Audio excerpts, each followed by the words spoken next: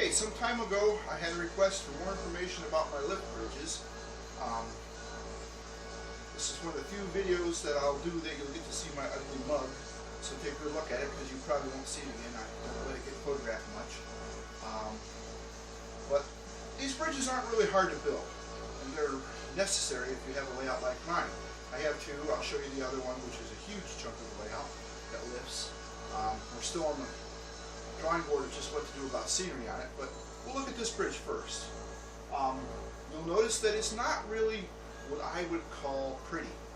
It's more functional than it is anything else. I used 3 Atlas girder deck bridges.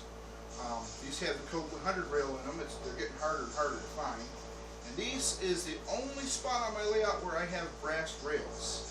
And that's probably going to come back to haunt me in time, but that was, when I was looking on eBay, this is all that was available at a reasonable price. I actually bought 4 of these. The bridge from this point to this point is 4 of these long, and that isn't really all that important when you're building a bridge like this. But I used the girder bridges both because it had track that would be easy to center once it was on the board, and it had these nice edges. So if you get a train out here that derails, it's not going to the floor. The average locomotive with sound is anywhere between $150 and $200 these days. I don't want to lose one, so you probably don't either. The big thing about these bridges is that a hinge, I'm hoping you can still see the hinge point here, it has to be above track level. It doesn't matter how far, but it has to be above. The other bridge I have, it's only about 1 inch above. Here it's on top because it's a very convenient place to put it. The other thing you got to remember is the distance in here. If you're going to run stack trains, make sure that you've got clearance.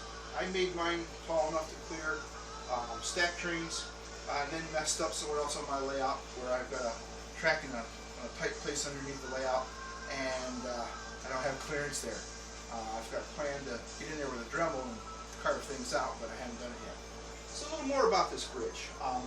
It's actually 2 pieces in the long run. You've got the little piece here at the beginning, which is your, for all intents and pieces, the shore piece. This is where it's anchored to the shelf. We're looking closer at this is the business end of the bridge. Like I said, the hinge is on top, and on mine there's a shelf below the shelf. Most people's bridge will probably sit on top of the shelf, but mine is anchored below, so I had to take that into consideration when I made the height of my bridge. And it's on a curve, which was kind of a pain. So this is the part that actually holds everything. Let me lift it up here and you can kind of see. Come on, hold it up. This is the part that actually supports, and again, you'll notice it's not like I modeled framework or put in trusses or anything. I could have very easily done that, or not so easily. But this bridge was meant to first to be functional and solid. I have little ones. Some years ago on another layout in a different house, my oldest daughter come tearing into the train room with pop cans and cookies for all the guests, and she hit her forehead on the removable bridge. This layout was 12 foot by something. It was almost 12 foot square, and it was portable, but she hit it so hard she moved the whole thing 4 inches across the floor. Laid herself out. I thought for sure we were going to the emergency room, but she got up and she says, "Oh, this hurts." Cried a little and went on with life. What a girl that one is. Anyway, back to our bridge. There are a couple things to note. That you got to anchor it well, because this is going to support all the weight. And that's the other reason why I didn't do detail work like I could have, and I still might, was because this had to take up a beam. You got to remember, these bridges are going to get bumped into and beat. So that's why it's as heavy. This isn't plywood. This is actually, what is it, inch stock wood. Okay, we got the bridge up, and we're looking at the inside part. Again, I said that you want to make sure that your height between the railhead and the top here will support a container train. Even if you don't think you're going to run one now when you go to build the bridge, for goodness gracious, just do it anyway so that down the road you don't have a limitation that you can't get by. One of the important things is you'll notice that The deck that the track sits on is back a whole inch from, it doesn't come square out here. If your bridge, if this comes all the way out here and your track ends here, when the bridge comes down, the bridge will have a tendency to sway like this because of the hinge. If you make it so that it fits in here nice and tight, so that a bit of the bridge, and I'll kind of show you here, oh, you can already see it. This part here, you can see that it's longer from here to here, and it pokes into this gap. That helps steady the bridge. If you just do it flush, it's going to have a side kick, because the hinges, well, I can show you this one a little bit, you can see it rocks quite a bit from side to side. And if that happens, your tracks aren't going to line up real good. So, the other thing I did, and it's real hard to see, maybe you can see it, yeah you can, you'll notice that this is beveled here, so that it clears this when it swings up into it. And it's just a 45-degree angle. We're looking at the receptacle end of the bridge. It fits down into this nice little pocket. And this is probably one of the more important things. This little tiny switch cuts out track power to 3 feet either side of the bridge and the bridge. So if that bridge is up and a train tries to come across, it's just going to stop. It's going to stop way back there, closer to that picture frame. In fact, if you look just by the corner of the black picture frame, almost out of view, you'll see 2 little yellow marks.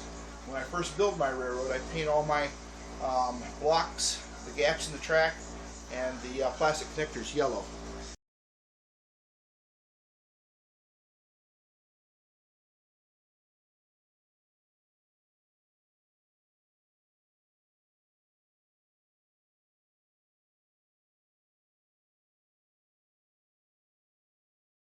But when I weather over the track, that disappears. I leave them weathered. But during construction, it's kind of nice to know where your blocks are, because you're going to have problems and it's easier to find it. This board here was put in afterwards. The bridge fit in here, and it was a little loose. It would slide this way a little bit, and the tracks would come out of alignment. So what I did is I put it in, and I clamped the bridge in place, and I wood glued this with another couple of clamps to make sure it was here in the right spot to hold the rails so it's a tight fit. This way when the bridge goes down, I don't have a locking mechanism. This is actually it. The bridge is kind of a tight fit, and we'll show you how that works in just a second. When the bridge comes down, it sets in the hole, and you'll notice it doesn't go down real easy. And that's because I wanted that to be a tight fit.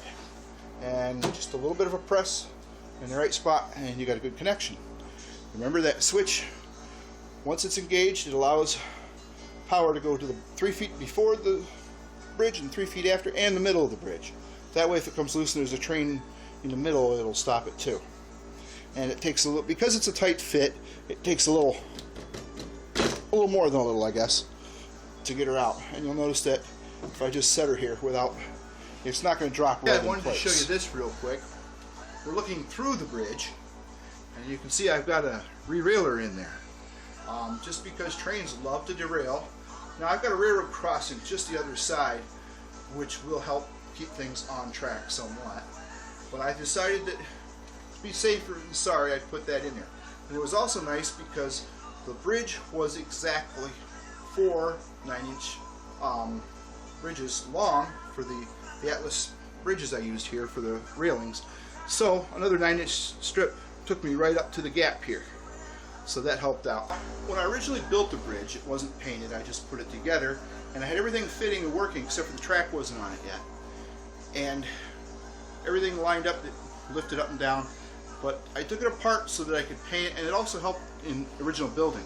What I did is I didn't glue it together at that time, and it still isn't really glued together. But I took out the 3 screws here on this side. On the other side, I took out the top screws. This kept enough of it together that the hinge parts didn't get separated, so that they would keep their distance and alignment once I drew the line and laid the track.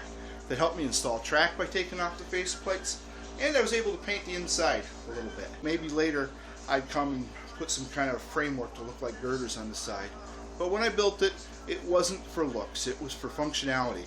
I want trains to go across it, I want them to make it from one side to the other in one piece, and when the occasional human decides to crash it, I want it to survive. I really didn't want to have to rebuild it. This shows a couple of things really well. I use these little sticky ties to help keep my wiring in place on the bridge. It runs up the Can't see it's out of frame, but underneath the bridge, just like this, there's another one up here, one on the side. Now, I'll give you a trick about these things. They do not stay for long. And I've learned this the hard way. So what I do is when I put these on, I peel the little backing thing off, and I put super glue on one side, quite a bit. I use one side to hold it now, and as soon as the super glue dries, it's going to hold it forever. So these are actually super glued on so they won't fall off. In some cases I run screws through the middle, but I have found that the wire ties get hung up when you're trying to thread them to secure your wires. So you can see how the hinges. Now what's kind of neat about mine, you always want some way of supporting it, and when the bridge is back, and you see mine's just at a funny angle here, and there you can see it hits this big long board up here at the top, and that board serves more purpose than just a tidy place to park this bridge. I'll show you the other lift bridge. You're going to see the top of it in a second, but when I lift the main lift bridge to get the layout up, hopefully you can still see it. Yes, you can just see it there. It's in view now. That's what that big blue board supports. We'll take a look at that lift bridge next. Alright, I'm hiding behind my bridge because of my size. I generally don't let myself show up on camera, but I can't see any way of getting out of it. This is my lift bridge. I got braces because this one is rather huge. It's actually a chunk of the railroad, as you can see. There it goes.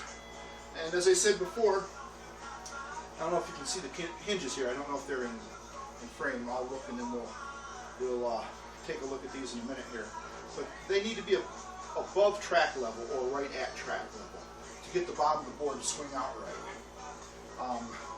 If any of you got an idea what we can put here for scenery, it has to be glued down well. It's been a contested thing I've been thinking about. My wife's had ideas, but it's hard when it's going to lift up.